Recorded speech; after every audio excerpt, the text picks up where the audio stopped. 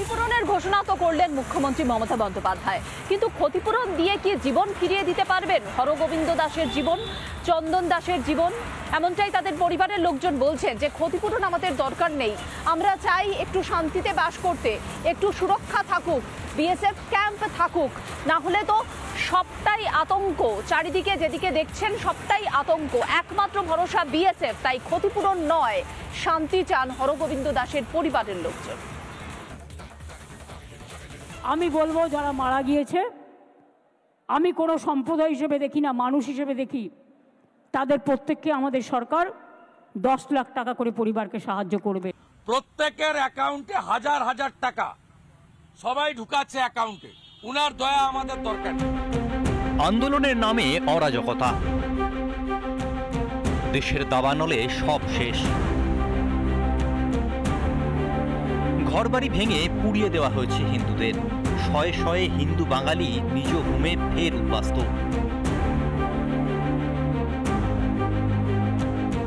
অকালে ঝরে গিয়েছে তিনটি তাজা প্রাণ, শোকে পাথর এই পরিবারগুলি।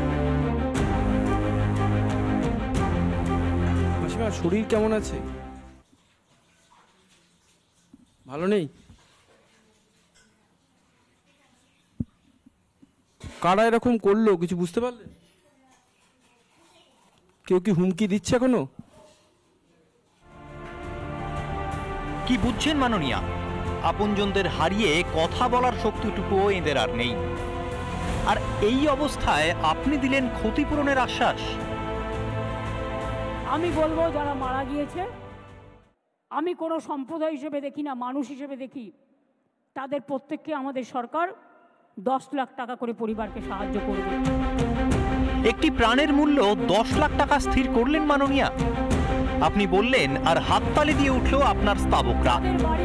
আপনি অবশ্য থামেননি, দিয়েছেন আরও ক্ষতিপূরণের আশ্বাস। এবং যাদের বাড়ি ভেঙেছে তাদের সবাইকে বাংলার বাড়ি করে দেওয়া হবে, এবং যাদের দোকান নষ্ট হয়েছে তাদেরটা এস্টিমেট করে সেটা চিফ সেক্রেটারি দায়িত্ব নিয়ে কাজটা করবে।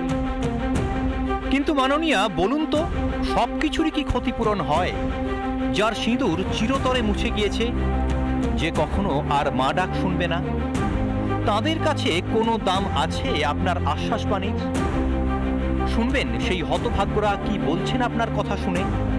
আমি আর টাকা পয়সা নেব না, 10 লাখ টাকা যে ইয়ে করেছে তার শাস্তি চাই,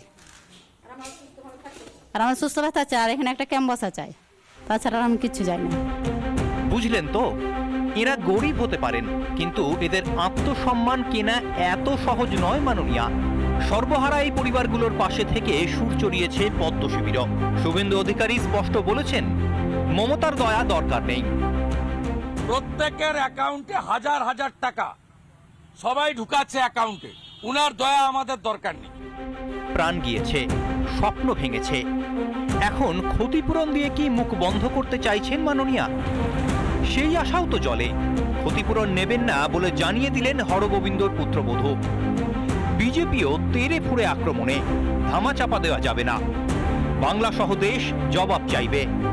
তৈরি থাকুন মাননীয়া। রিপাবলিক বাংলা। নানা ধরনের কন্টেন্ট দেখার জন্য লাইক করুন, শেয়ার করুন আমাদের ফেসবুক পেজ, সাবস্ক্রাইব করুন আমাদের ইউটিউব চ্যানেল। পাশাপাশি অন্যান্য ব্রেকিং নিউজের জন্য অবশ্যই চোখ রাখুন রিপাবলিক বাংলায়।